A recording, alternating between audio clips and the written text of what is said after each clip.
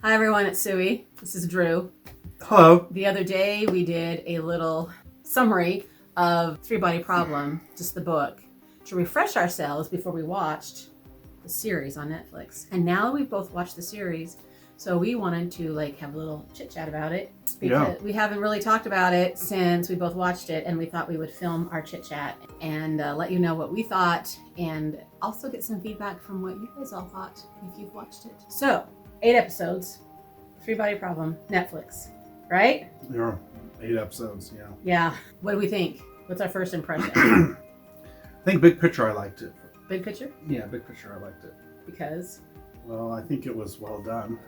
Yeah. The thing I liked about it was, what they do is they kind of split out the main character story in the book among a few different characters, right? five different friends, right? Like one of them has the time clicking down in their face, and the other person is playing the game. Really, the only there was more than that. The only character that's the same is the doctor, Dr. Ye Wenji. Yeah, Ye Wenji.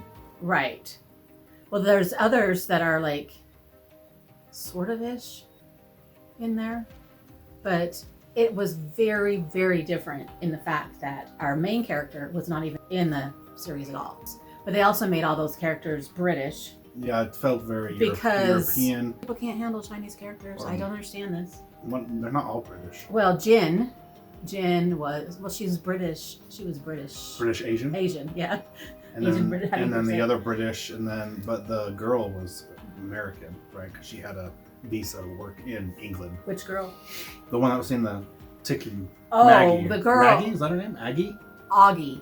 I don't remember all the names. I just remember who they are. But I thought they did a good job of making the story more adaptable to a TV series / film / Western audience.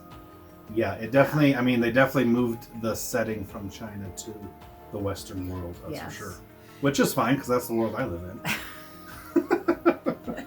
The thing that they did, I think, by creating that friend group was give us more of a connection to the characters. Like we said in our summary before, we were kind of bugged that you don't feel a connection to the characters that much, that it's so plot driven. Yeah. That maybe you feel it towards Ye Wenji, but other than that, you don't really have this connection to characters, and they totally fixed that problem by having this 5 people friend group and having them all be involved in this craziness that's going on. And they all have different viewpoints on what's going on. Some of them want to solve all the problems, some of them don't care, some of them feel guilty. Augie or whatever her name is felt guilty after she did the nanofiber technology for the ship attack. Right. Mike Evans was in it. He was a character that was in it. Mike Evans was in it. But he was not killed in the nanofiber attack in the book, was he? He's still alive after that. Honestly, I don't remember. He's still alive after that. But he's dead in the beginning of the second book. How does he die? He's alive for a minute, I think. But then I don't know. Does he just get old? I don't know. I can't remember. We don't remember. And also the other thing, speaking of dying, Ye Wenji, they make it appear like she goes at the top of the mountain and commits suicide, right? Well, yeah, she was going to do that, but my understanding was that because didn't that girl say that weird girl let me do it? So I think she killed her. Yeah, because in the next episode they say that they found out she got murdered. So I think she killed her. She killed. Oh, I forgot that. I didn't remember them saying that. That girl was weird. Really? I thought she was good. It was a good weird. Who's was she? She's not in the book either. I don't think she's in the book. She was just a character that they made up to kind of give the alien adoration, which I thought personify the crazy group that wants the aliens to come, and she personified that, and so they created this character. Anyway, but that whole thing's not in the book either. No. With how Ye Wenji died. I thought it was good, when she kills the obese rich guy. Remember that? Because he didn't want to join the group.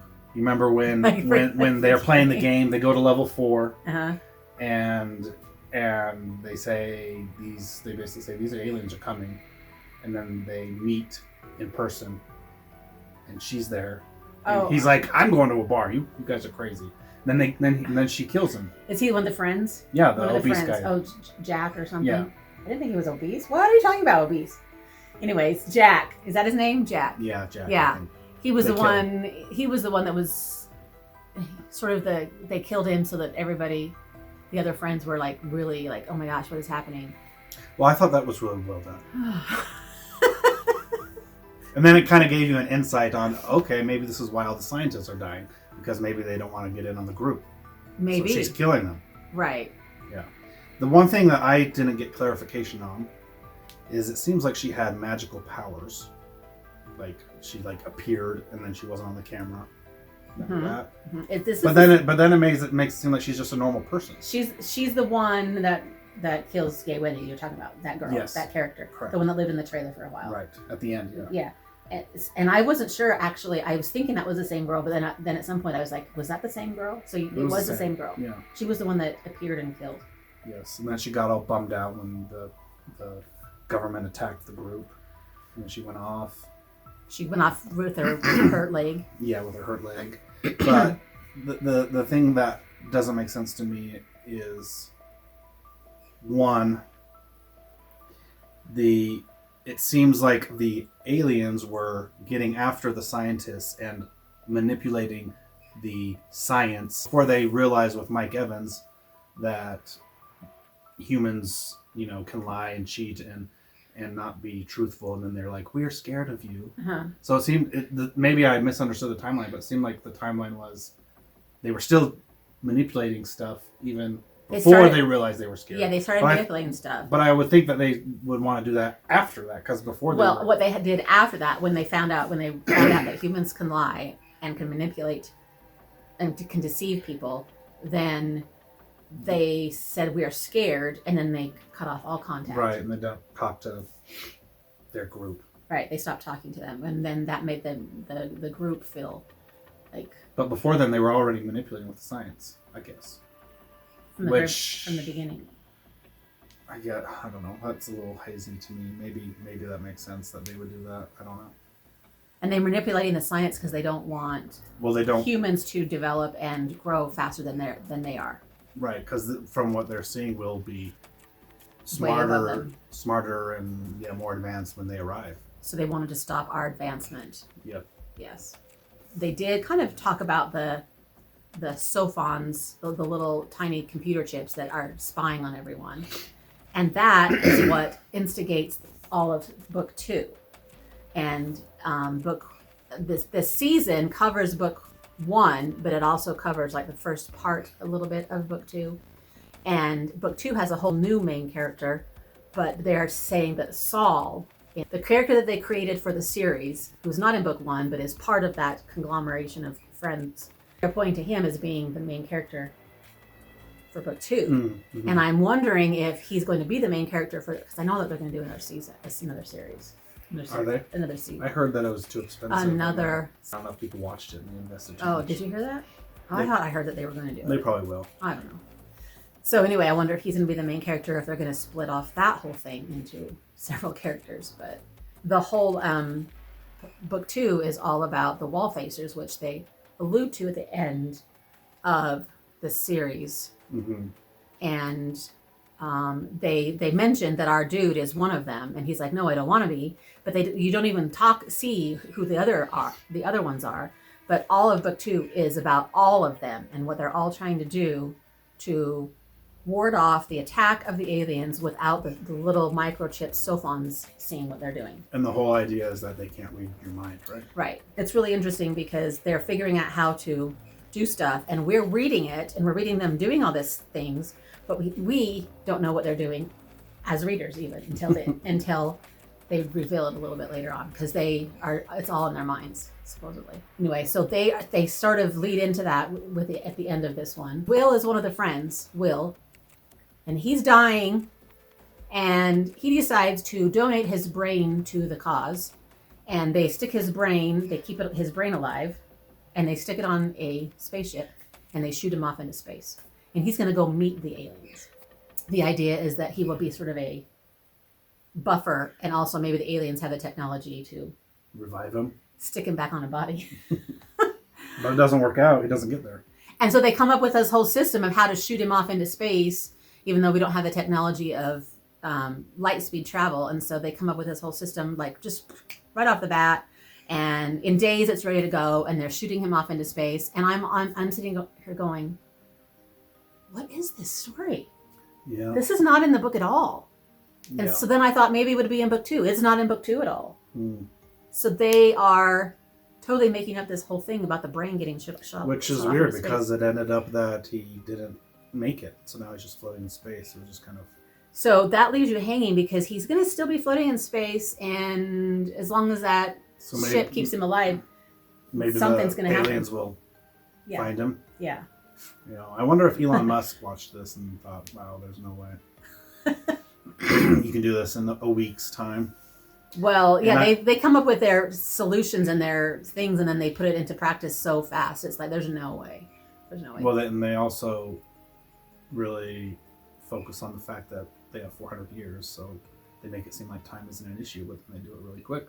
Right. Like they're dying to get somebody out there. Literally. Will's dying. Will's dying to get out there. Yeah. But that did add some extra drama and feels in the... There was a lot of series. feels with that, for sure. Yeah. And he's in love with one of the other group friends, but she doesn't love him back, but she really does, type of thing. And she doesn't realize it till it's too late and his brain is off into space. Yeah, really emotional.